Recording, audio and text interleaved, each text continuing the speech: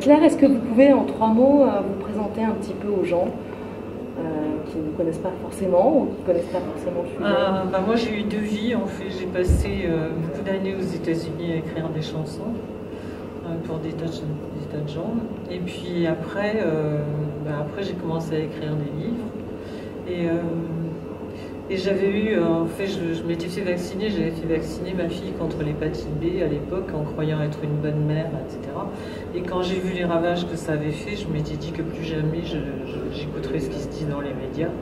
Et donc quand il y a eu la grippe H1N1, en fait, j'ai commencé à chercher pour moi et pour ma famille, pour savoir ce qu'il fallait faire. Et là, je me suis rendu compte que c'était un tissu de mensonges. Donc voilà comment ont démarré mes enquêtes en fait. Puis après, une fois qu'on met le doigt dedans, c'est un peu le fil d'Ariane. On ne peut pas arrêter à un moment donné parce que tout est mensonge. Oui, puis tout est relié. Voilà, tout est mensonge, tout est relié. C'est le même plan qui est appliqué dans tous les domaines, dans la santé, dans les vaccins, dans l'agriculture, dans la crise économique. C'est la même. D'ailleurs, on le voit bien, hein, les politiques nous sortent toujours les mêmes raisons, les mêmes excuses. Et on se demande d'ailleurs comment ça peut prendre encore, parce que voilà. Donc en fait, vous participez à dénoncer un peu le lobby pharmaceutique qui est très fort. Oui, mais pas seulement. Enfin, c'est parti du lobby pharmaceutique, mais on fait, c'est pareil pour l'agroalimentaire, c'est pareil pour l'agrochimie, c'est pareil pour la crise économique. On fait le constat, c'est que là en ce moment on nous lance sans arrêt à la tête les valeurs de la République et la démocratie. En fait, il n'y a pas de démocratie et les valeurs de la République, elles sont pourries de la façon dont en tout cas celles qu'ils appliquent, ne sont pas les valeurs de la République, certainement pas. Et donc de fil en aiguille, après on passe à notre lobby, après je suis passée à la crise économique. Quand on regarde dans le temps, parce que ce qui est important, c'est ce qui se passe aujourd'hui n'est jamais que la résultante de ce qui s'est passé des années avant. Donc, quand on regarde ça, on s'aperçoit que c'est pas du tout un hasard non plus. C'est pas une crise qui nous est tombée du ciel comme ça. Je veux dire, c'est la même chose a été faite au Chili, en Argentine, en Russie, en Angleterre, en Grèce, en Espagne, et maintenant c'est chez nous. Voilà, on nous le dit pas, mais voilà ce que c'est. Et c'est les Chicago Boys, c'est Milton Friedman, c'est voilà. Tout s'explique. Est-ce que vous faites partie des gens qui dénoncent donc le nouvel ordre mondial, si on peut l'appeler comme ça? Bien sûr. Est-ce que vous avez... Je ne sais pas, le nouvel ordre mondial, ça ne me dérangerait pas outre mesure si ce n'était pas la mainmise d'une cinquantaine ou d'une centaine de personnes sur les populations du monde. Parce que quand on regarde bien, quand on regarde les télés étrangères et tout, on se rend compte qu'il n'y a pas un pays au monde où les gens soient heureux avec la mondialisation, personne. Si encore on disait nous on est malheureux, mais il y en a d'autres qui s'en sortent bien, voilà, c'est un bien pour un mal, même pas.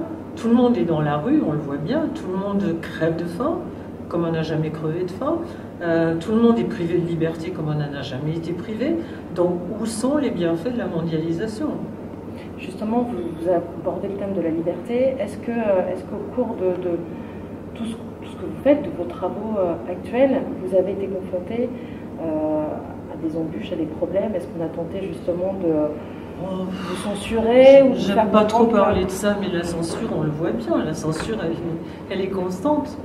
Alors ça va d'un petit problème sur votre ordinateur, à des mails qui n'arrivent pas, tas d'autres problèmes, mais je ne sais pas si vous êtes nouveau dans la dissidence, mais vous allez voir, vous n'allez pas tarder à vous en rendre compte, si vous ne l'avez pas, si ça vous est pas déjà arrivé.